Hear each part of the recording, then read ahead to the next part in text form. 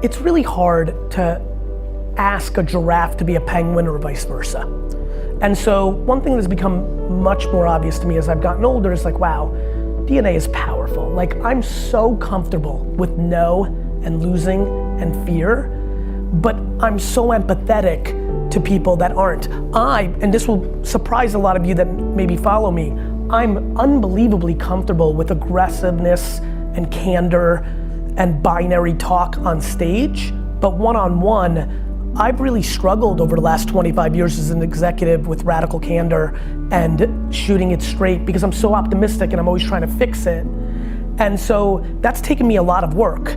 And through that work, I'm like, okay, there's the things that come natural and there are things that aren't. If you grew up in a framework with parents or customs that really desperately overvalue outside affirmation, the opinions of your parents' parents or siblings, because you come from, let's call it what it is, an immigrant background where there's a huge commonality there. School, you were so deeply bought into school that the short-term affirmation of every 90 days with grades and report cards made you comfortable. It's very hard to then go into, hey, this is what you should learn from entrepreneur land. Like, don't worry about it, it's all gonna be fine. That's very hard. You've fully built yourself as an animal to completely value outside judgment that is not based on the market, but based on another human being. That's what I'd like people to learn, which is like, hey, like, what are we doing here?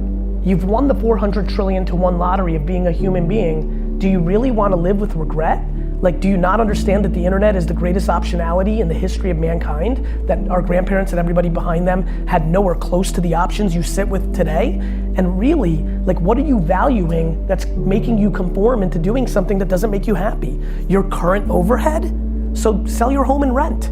That sounds crazy. When I started talking about like, hey, in the pursuit of happiness, would you consider selling your home and renting? I mean, I got destroyed in the comments sections and a lot of the place, like that I'm some horrible person. I'm like, how is living your life to pay the bills that you've created for yourself? That's all that humans do are create their own jails and then live within it. That's all we do. So knowing that that's very hard in a human way, the situation you have with your parents, all that stuff, the professional one feels like I have a prayer of communicating that and letting people, and here's my point. If you want to be a professional skier, or if you want to start a blog or podcast around cooking, my big thing is, if you jump and start swimming, this is riding a bike, kissing a boy or girl, or swimming. It seems super scary until you do it, and then you just laugh about why it felt so scary. Like, if you go do that thing and live more humble, live with judgment, you could always get a job again. Like, I don't know, my great fear is regret. Because it is the obvious thing I see in people that are 80 to 100 years old that seems super scary. Nobody was thrilled that they played it safe.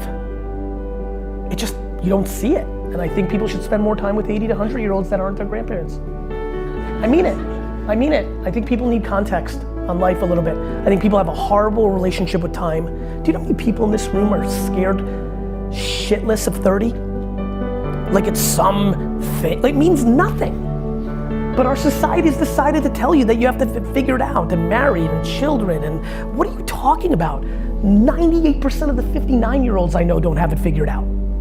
The hell are we supposed to have it all figured out at 30? 25, like people are making terrible decisions, getting married because they think they're supposed to by this age.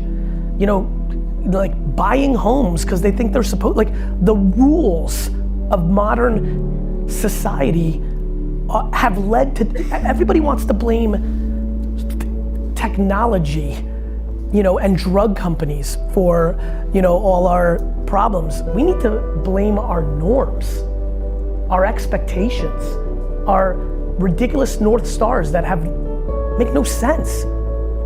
When I look at this young of a crowd, they're living to 110. There's an enormous amount of people in here that are gonna live to 110 and are freaking out that they don't have it figured out by 30. You're not even a fucking quarter of the way there yet.